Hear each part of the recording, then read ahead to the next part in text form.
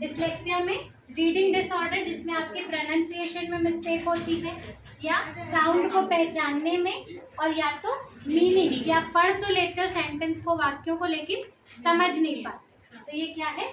Dyslexia. लेक्सिया किससे संबंधित होता है? साउंड और मीनिंग। लेक्सिया मतलब क्या होता है? साउंड और मीनिंग। दूसरा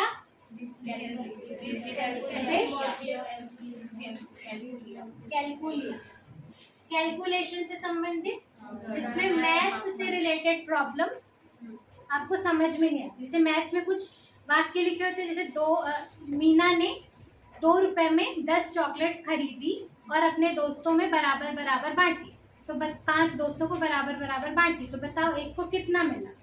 तो कई बच्चे उस वाक्य को ही नहीं समझ पाते, तो कैलकुलेट कैसे करेंगे? तो मैथ्स से रिलेटेड जो भी प्रॉब्लम है कैलकुलेशन में या मैथ्स की प्रॉब्लम को समझने में, वो क्या होती है?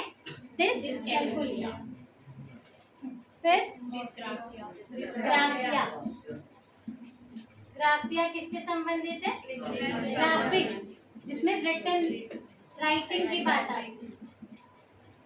ग्राफिक्स किससे संबंधित होता है? लिखना, जहाँ पे राइटिंग की प्रॉब्लम है। राइटिंग में क्या क्या प्रॉब्लम हो सकती है बच्चों को?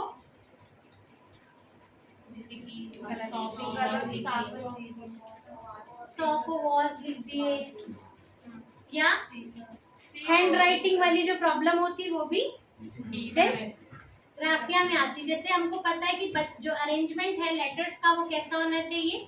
जैसे आप पहला लेटर कैपिटल लिख रहे हो तो जो स्मॉल लेटर लिखोगे वो ऐसा लिखोगे, पर कुछ बच्चे ऐसा कुछ भी लिख देंगे। या जैसे कैपिटल स्मॉल पी लिख रहे हो, ए के बाद अगर स्मॉल पी लिख रहे हो तो ऐसा लिखना है, ऐसा लिखना है। तो एल को कई लोग ऐसा लिख देंगे या छोटा लिख देंगे। तो ये भी जो राइटिंग, हैंड राइटिंग स्किल जो होती है वो भी किस में आती है? आपकी डिसग्राफिया में।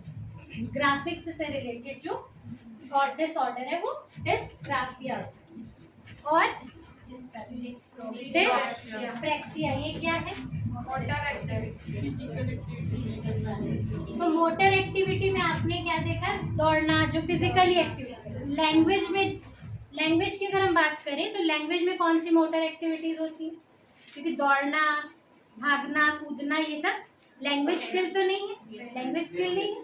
लैंग्वेज में कौन कौन सी स्किल आती है जब आप मोटर स्किल की बात करते हैं?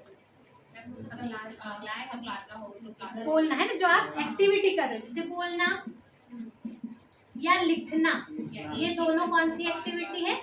मोटर एक्टिविटी, जो आप फिजिकली करते हो, बोलते हो फिजिकली प्रोड्यूस करते हो लैंग्वेज, और लिखना फिजिकली हाथ से लिखते हो।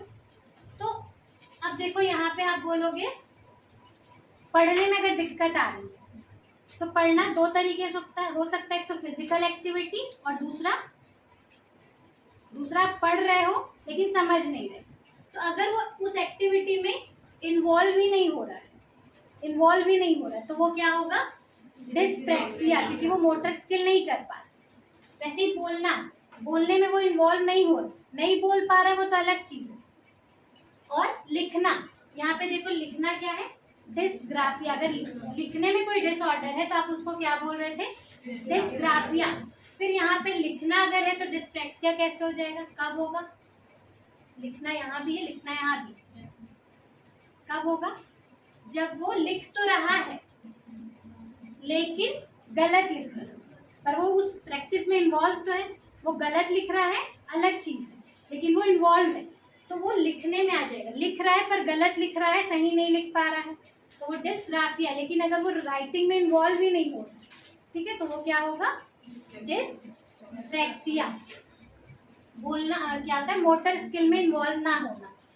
अगर वो स्किल में इन्वॉल्व नहीं हो रहा है तो डिस्प्रैक्सिया होगा, लेकिन इन्वॉल्व हो के गलत कर रहा है, तो अगर लिखने में गलत है तो डिसग्राफिया, कैलकुलेशन में गलत है तो डिसकैलकुलिया, और अगर पढ़ने में गलत है तो डिसलेक्सिया। ठीक है, और क्या था? ADHD,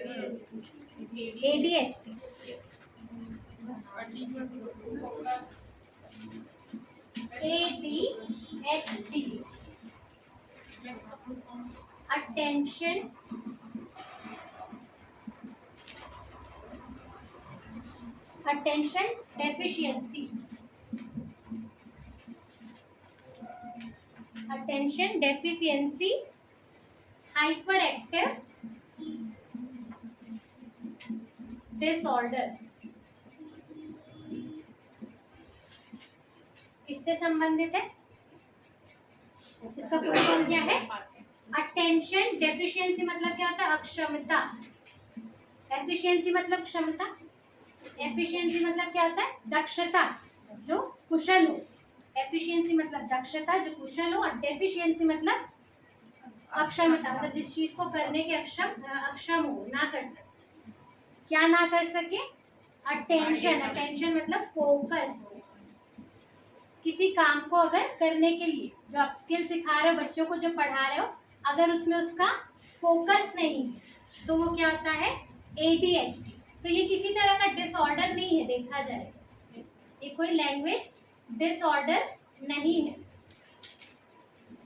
एक्सटर्नल अफेक्ट मतलब अगर बच्चा पढ़ता अच्छा है लेकिन कभी कभी क्या हो जाता है, किसी चीज को देख के वो डिस्ट्रैक्ट हो जाता है, उसका ध्यान कहीं भटक जाता है। तो ध्यान भटकने का क्या क्या कारण हो सकता है? ध्यान भटकने के क्या क्या कारण? इंटरेस्ट नहीं होगा तो हो सकता है ADHD। फैमिली में कोई प्रॉब्लम चल रही है तो वो मेंटली डिस्टर्ब रहेगा तो ADHD। बाहर उसको कोई चीज़ ध्यान चला गया, बाहर कोई एक्टिविटी हो रही है तो ये इंटरनल नहीं है, एक्चुअल में ये क्या है? एक्सटर्नल है। लेकिन कोई बच्चा अगर हमेशा वैसे ही करता है, किसी बच्चे में ये परमानेंट हो सकता है कि उसका किसी में फोकस होता है, शुरू से उसकी वही आदत है। तो आप जानने की कोशिश करोगे कि आखिर वो ऐसा क्यों है, फिर उसके अकॉर्डिंग उसका रीज़न जानोगे कि वो उसके अंदर फोकस क्यों नहीं आ पा रहा है, फिर उसके रीज़न के हिसाब से उस पर काम करोगे। ठीक है? तो ये ADHD क्या है? एक्चुअल में कोई डिसऑर्डर नहीं, एक्सटर्नल है, जिसका इफेक्ट आपके सीखने पे पड़ता है। और क्या है? क्या? ऑटिज्म। ऑटिज्म क्या है? कैसी स्किल?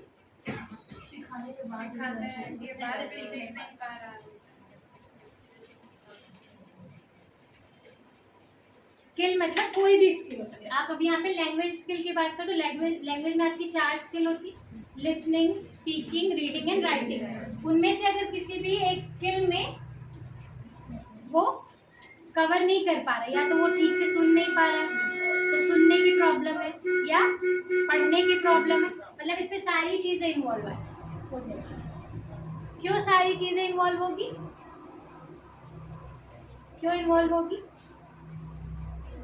क्योंकि यहाँ पे इसकी बात कर रहा है हर प्रकार के स्किल में वो इन्वॉल्व ही नहीं हो पा रहा फिजिकली। वो सबसे क्या है, ये क्या, इसको आत्म केंद्रण कहते हैं, आत्म केंद्रित बालक। अब देखो, आत्म केंद्रित बालक 2 तरह के होते हैं। ठीक है? सेल्फ सेंटर्ड बच्चे जो होते हैं वो 2 तरह के होते हैं। एक बच्चे ऐसे जो सिर्फ काम की चीजों में इन्वॉल्व होते हैं, वो अपनी पढ़ाई में ज्यादा फोकस्ड रहते हैं, फोकस्ड। एक तरह के आत्म केंद्रित कैसे होते हैं? फोकस्ड होते हैं, सिर्फ वो अपनी पढ़ाई में ध्यान देते हैं, और जो जिसमें पार्टिसिपेट करना चाहिए सिर्फ उन्हीं एक्टिविटीज में वो फोकस्ड रहते हैं। बेवजह की बात करना, फालतू की किसी के साथ बैठना या हंसी मजाक करना, देखे होंगे कुछ बच्चे बहुत सीरियस टाइप के होते हैं, वो किसमें? सिर्फ अपनी पढ़ाई पे और अपने करियर पे फोकस करते हैं, बाकी चीज़ों में वो इन्वॉल्व नहीं होते। और दूसरे तरह के बालक क्यों फोकस नहीं होते, मतलब क्यों होते आत्म केंद्रित? फियर या डिप्रेशन। कोई बच्चे क्यों नहीं किसी से बात कर पाते, क्यों नहीं इन्वॉल्व हो पाते किसी के साथ? डर होता है, या क्या होता है उनके अंदर? हेजिटेशन। तो जो फोकस्ड है वो हर चीज में पार्टिसिपेट कर रहा है। अगर आप उसको कोई स्पीच देने के लिए बोल रहे हो, वो सामने आके स्पीच भी दे रहा है, और जहाँ जिस जिस एक्टिविटीज में इन्वॉल्व होना चाहिए वो इन्वॉल्व हो रहा है, लेकिन सिर्फ क्या नहीं कर रहा है, वो बाकी लोगों से इन्वॉल्व नहीं, बातचीत नहीं कर। तो आप इसको समझ जाओगे कि एक ऐसा बालक है, फोकस्ड है, तो इस पर आपको कुछ काम करने की जरूरत नहीं है। वो मतलब डिसऑर्डर नहीं है, वो उसकी आदत है। लेकिन कुछ बच्चे कैसे होते, क्यों नहीं इन्वॉल्व होते?